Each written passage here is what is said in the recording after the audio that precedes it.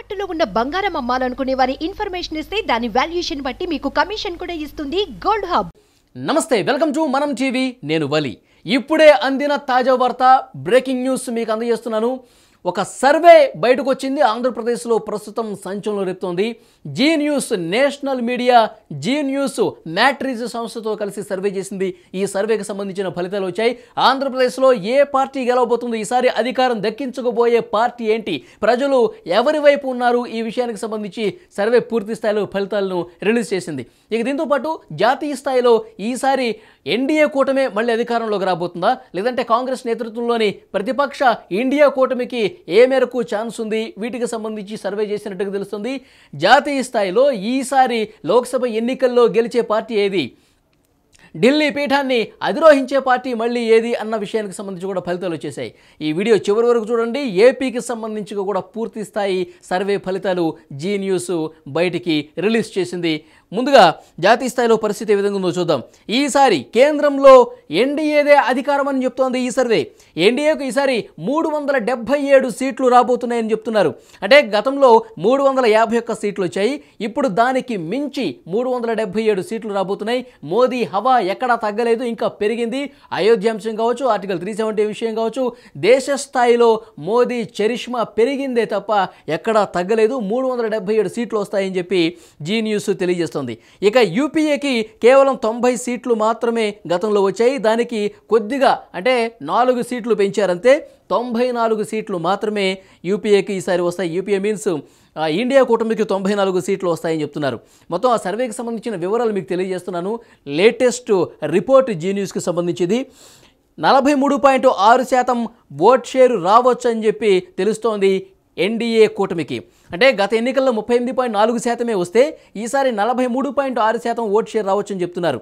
So UPA విషయానికి వస్తే గతంలో 26.4% వచ్చింది. ఈసారి ప్రతిపక్ష ఇండియా కూటమికి కేవలం 27.7% మాత్రమే ఓట్ షేర్ ఉంది.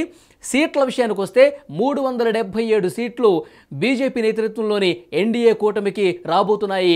మళ్ళీ ప్రధానిగా మోదీనే ఉంటారు. భారతీయ జనతా పార్టీయే మళ్ళీ కేంద్రంలో అధికారంలోకి రాబోతుందని జీ న్యూస్ సర్వే చాలా స్పష్టంగా చెప్పింది. ఇక ఆంధ్రప్రదేశ్ విషయానికి వద్దాం. ఆంధ్రప్రదేశ్లో ఇప్పటి వరకు మనం చూసాము కొన్ని నేషనల్ సర్వేలు కావచ్చు, లోకల్గా ఉన్న చాలా సర్వేలు కూడా వచ్చాయి. కొన్ని ఏమో పూర్తిగా ప్రతిపక్ష కూటమి ఏదైతుందో టీడీపీ జనసేన అధికారంలోకి వచ్చే అవకాశం ఉందని చెప్తున్నారు. మరికొన్ని సర్వేలు మాత్రం అధికార వైసీపీనే మళ్ళీ అధికారంలోకి రాబోతుందని చెప్పాయి. అయితే నేషనల్ మీడియా అయినటువంటి జీ న్యూస్ చెప్పింది ఏంటంటే ఏపీలో వైసీపీ ఖాతాలో 19 ఎంపీ స్థానాలు రాబోతున్నాయి ఈసారి అని చెప్తున్నారు. టీడీపీ జనసేన కూటమికి కేవలం 6 స్థానాలు మాత్రమే ఎంపీ స్థానాలు రాబోతున్నాయని చెప్తున్నారు. అంటే 25 ఎంపీ స్థానాలు ఉంటే 19 స్థానాలు వైసీపీ గెలుచుకునే అవకాశం ఉందని చెప్తున్నారు. సంక్షేమం, అభివృద్ధి వైపే ప్రజలు మొగ్గు చూపారు, సంక్షేమానికే ఓటు వేశారు, వైసీపీకే ఎక్కువ ఎంపీ స్థానాలు కట్టబెట్టారని చెప్పి ఈ సర్వే చెప్తోంది. ఇక ప్రభుత్వం మీద ఏమైనా వ్యతిరేకత ఉందా అని చెప్పి సర్వే చేస్తే పెద్దగా ప్రభుత్వం మీద వ్యతిరేకత లేదు, ప్రజలు జగన్ వైపే ఉన్నారన్నట్టుగా చెప్తున్నారు. వైసీపీకి 48% ఓట్ షేరు రాబోతుందని చెప్తుంది జీ న్యూస్. టీడీపీ జనసేన కూటమికి 44%, అంటే 4% తక్కువగా టీడీపీ జనసేన కూటమికి రాబోతుంది. వైసీపీకి 48% ఓటింగ్ శాతం ఈసారి ఎన్నికల్లో రాబోతుందని చెప్తున్నారు. ఇక ఈ ఓట్ షేర్ కనుక ఇట్లాగే ప్రతిబింబిస్తే, ఇదే ఓట్ షేర్ కనుక కంటిన్యూ అయితే అసెంబ్లీలో సీట్ల విషయం ఏ విధంగా ఉండబోతుందంటే అసెంబ్లీలో 133 స్థానాల్లో వైసీపీ సీట్లను గెలుచుకొని మరొకసారి అధికారంలోకి రాబోతుందని జీ న్యూస్ చెప్తోంది. అంటే ఇక్కడ మనం చూసుకుంటే కనుక 44% ఓట్ షేర్ ఉన్నటువంటి టీడీపీ జనసేన కూటమి కేవలం 42 స్థానాల్లో మాత్రమే గెలిచే అవకాశం ఉందని చెప్తున్నారు. అంటే ఓవరాల్గా దీన్ని బట్టి మనకు అర్థమయ్యేది ఏంటంటే టీడీపీ జనసేన కూటమి ప్రతిపక్షానికే పరిమితమవుతుంది. ప్రజలు జగన్ వైపే ఉన్నారు. జగన్ గారికి అంటే వైఎస్ఆర్ కాంగ్రెస్ పార్టీకి 133 స్థానాలు రాబోతున్నాయి. 2019లో 151 స్థానాలు వస్తే ఈసారి కొద్దిగా తగ్గి 133 స్థానాలకు వైసీపీ గెలుచుకుని మళ్ళొకసారి జగన్ గారు ముఖ్యమంత్రి కాబోతున్నారు. రెండోసారి వైసీపీ వైసీపీ అధికారంలోకి రాబోతుందని ఈ సర్వే స్పష్టం చేసినట్టుగా దీన్ని బట్టి అర్థమవుతుంది. ఇక తెలంగాణలో ఎంపీల పరిస్థితి ఏంటంటే కాంగ్రెస్ 9 ఎంపీ స్థానాలు గెలుచుకోబోతుంది, బీజేపీకి 5 రాబోతున్నాయి. ఎందుకంటే జాతీయ స్థాయిలో బీజేపీ హవా ఉంది కాబట్టి తెలంగాణలో కొంత వర్కౌట్ అవుతుంది.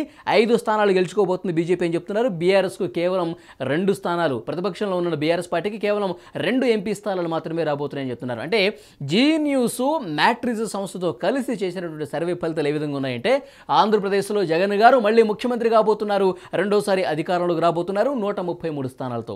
ఇక తెలంగాణలో 9 స్థానాలు ఎంపీ స్థానాలు, అంటే 17 ఎంపీ స్థానాలు ఉంటే 9 కాంగ్రెస్ పార్టీకి, కేవలం 2 మాత్రమే బీఆర్ఎస్కి, బీజేపీకి 5 స్థానాలు, ఎంఐఎంకి 1 స్థానం వచ్చే అవకాశం అయితే కనిపిస్తుందని దీన్ని బట్టి అర్థమవుతుంది.